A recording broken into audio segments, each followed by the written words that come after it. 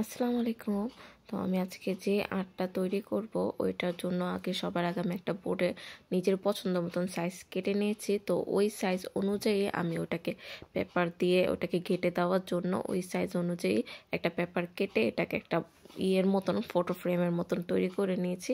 এরপরে আমি একটা গাছের ছবি এঁকে মানে গাছটা কীরকম ডিজাইন দেবো ওটাকে এঁকে তারপর ওই অনুযায়ী আমি পেপারটাকে কেটে ওটার মধ্যে লাগিয়ে দিব। আপনারা ফুল ভিডিওটা দেখতে থাকেন। ফার্স্টে আমি যে গাছটা এঁকেছিলাম ওইটা আমার তত একটা ভালো লাগে নাই, তো এরপর আমি আরেকটা আর্ট করলাম। আর্ট করে দেন এটাকে কেটে এটার উপরে এটা উপরের অংশে বসাই দেবো যে সাদা পেপারটার মধ্যে। আমি পেপার নিচে একটা আর বোর্ড দিয়ে নিয়েছি, কারণ যেহেতু এটা একটা ফটো ফ্রেমের মতন হবে যেটা আমি ওয়ালে সাজাবো, তাই ওরকমভাবেই নেবেন। আপনারাও একটু ভারী বোর্ড দেওয়ার চেষ্টা করবেন, বেশি পাতলাটা হলে ভালো হবে না।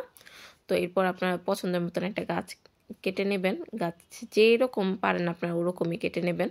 আমি জাস্ট মোটামুটি কোনো রকম একটা এঁকেছি, জাস্ট চিন্তা করলাম দেখি কি হয়। তো ওই চিন্তা করি আর কি কাটাটা। এটার পরে এর নিচের অংশে কি দেওয়া যায় ওইটা চিন্তা করতেছিলাম, প্লাস এখানে কোন অংশে কিটা বসালে সুন্দর লাগবে। তো আমি এরপর পেপারগুলি কেটে এটার ফ্রেমের সাইজ আগে ফ্রেমটা কেটে নিলাম, যে ফ্রেম অংশটা কীরকম দিব। কারণ চারো সাইড দিয়ে ফ্রেমটা যদি না বানিয়ে দেয় তাহলে এটাকে ফ্রেম ফ্রেম মনে হবে না। আর এটা যদি আমি ফুল কমপ্লিট করি, এটা যে আমি পেপার দিয়ে করি সেটা বোঝাই যাবে না।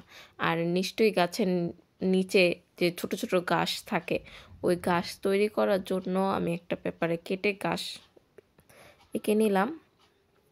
এঁকে নিলাম মূলত গাছটাকে কিভাবে কাট করা যায়।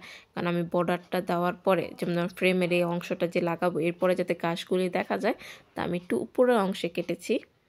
তো আপনারা চেষ্টা করবেন এরকমভাবে করতে। এরপর আমি যে সাইডে এটার ইটি দিয়ে দিচ্ছি। এটা দেওয়ার কারণে হচ্ছে কি এটা পুরো একটা ফটো ফ্রেমের মতন দেখা যাচ্ছে। আপনারা যদি এটা না দিতেন তাহলে এটা ফটো ফ্রেম মনে হতো না। তো এখন গাছের অংশের মধ্যে দেওয়ার পালা হলো ফুল। এখন কি ফ্লাওয়ারটা দেওয়া যায়, তো ফ্লাওয়ারটা কোন কালার দেবো চিন্তা করতে করতে চিন্তা করলাম যে না একটু পিঙ্ক কালারের মধ্যে একটা ফ্লাওয়ার দিই, যাতে এটা বুঝেই যে এটা একটা আর্টিফিশিয়াল জিনিস।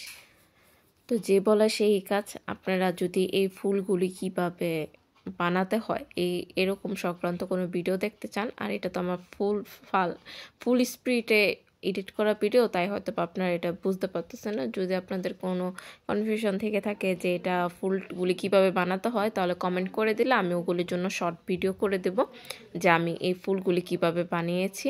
কারণ এটা যেহেতু জলদি ভিডিওটা চলছে, আর এই ভিডিওটা যদি খুব আস্তে নিতাম তাহলে অনেক সময় লাগতো, যে সময়টা এত সময় ধরে কেউ এই ভিডিওটা দেখতও না।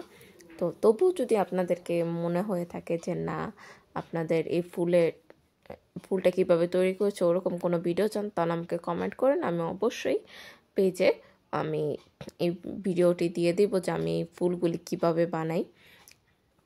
আর যারা এইগুলি করতে চান না কেন অবশ্যই ধৈর্য সহকারে করবেন, কারণ এগুলি অনেক সময়ের ব্যাপার। আমার এটা রেডি করতে অনেক সময় লেগেছে, তবু আমি এটাকে ক্লোজ করি নাই।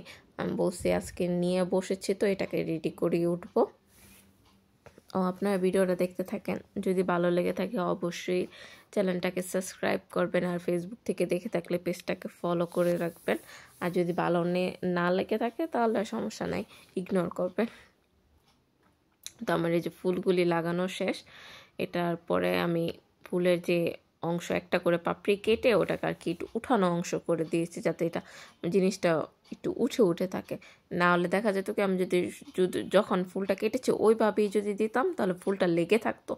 এখন আমি সাইডগুলিকে একটু করে মানে একটা পাতা কেটে ওই আরেকটা পাতার সাথে জয়েন করে দেওয়ার কারণে এগুলি যে অনেকটা পুরান ফ্লাওয়ার মতন উঠে রয়েছে। দেখতেছেন আপনারাই দেখতে পারেন যে এখানে কীভাবে হয়ে রয়েছে। এখন ফুলগুলো অনেক বেশি ফুটেছে, জানেন ফুটন্ত লাগতেছে। তো আমার এটা আর্ট করার পরে মানে এটাকে লাগানোর পরে মনে হলো যে না কিছু একটা মিসিং আছে। তারপর আমি একটা কালারিং মানে কি জরি পেন্সিল যেটাকে বলে জরি কলম, ওই কলম দিয়ে আর্টটা করে দিয়ে ফুল কমপ্লিট করে দিলাম। আর এটা যেহেতু আমি দেয়ালে লাগাবো তাই পিছনের অংশেও সুতা দিয়ে একটু মোটা সুতা দিয়ে এটা আমি রেডি করে দিলাম। এটা আমার ফাইনাল লুক।